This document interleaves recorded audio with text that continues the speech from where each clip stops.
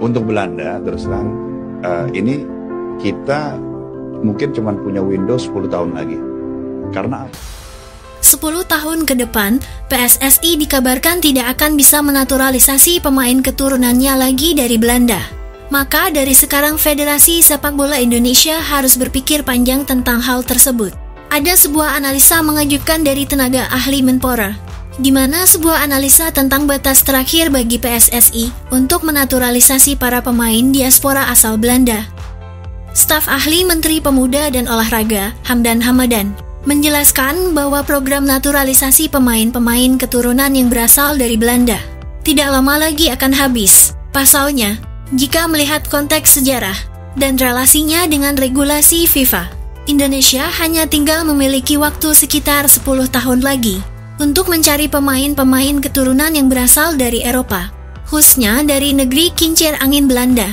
Jika mengacu kepada catatan sejarah, banyaknya pemain-pemain keturunan Indonesia yang saat ini tersebar di Belanda, tak terlepas dari jejak repatriasi kelompok masyarakat Indonesia ke Belanda pada periode 1940 hingga tahun 1950, di mana migrasi besar-besaran inilah yang kemudian menghasilkan sebagian besar pemain diaspora timnas Indonesia saat ini.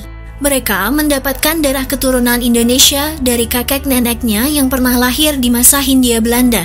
Jika mengacu regulasi FIFA, syarat ini dianggap eligible atau memenuhi persyaratan, sebab salah satu syarat pemain naturalisasi ialah di mana orang tuanya atau maksimal kakek nenek kandungnya lahir di negara terkait.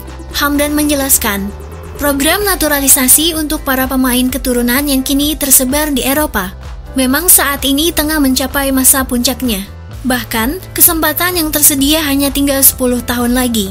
Hal ini karena sebagian besar pemain-pemain keturunan Indonesia di Belanda saat ini sudah mencapai batas. Artinya, mereka sebagian besar mendapatkan darah keturunan Indonesia dari kakek dan neneknya. Dan inilah kata Hamdan tentang akan habisnya para pemain keturunan yang berasal dari Belanda. Untuk Belanda, terus terang, ini kita mungkin cuma punya Windows 10 tahun lagi. Karena melihat situasi ini, Hamdan menjelaskan bahwa tim analisa diaspora di Kemenpora telah mulai mengalihkan strategi untuk memaksimalkan potensi pemain-pemain diaspora Indonesia yang kini tersebar di seluruh dunia. Kini, fokusnya ialah memantau para pemain diaspora dari negara-negara lainnya. Sebab, sebetulnya masih ada banyak pemain keturunan Indonesia generasi pertama yang masih memiliki paspor Indonesia.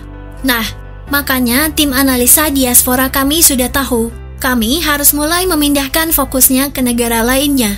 Misalnya, ke Australia, sebab mereka ini masih berstatus sebagai first generation. Apalagi yang lahir setelah tahun 2006, seperti Matthew Baker, Tim Baker, hingga Lucas Lee yang ada di Amerika Serikat. Mereka ini sejak lahir sudah punya 2 paspor, sehingga kita tidak berkutat pada naturalisasi. Sekarang, kami mulai berkutat dengan istilahnya anak berkewarganegaraan ganda terbatas, ujar Hamdan.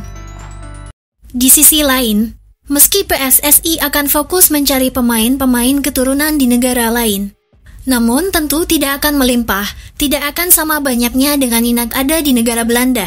Maka dari itu PSSI harus benar-benar berbenah bagaimana lebih fokus lagi ke liga yang ada di Indonesia.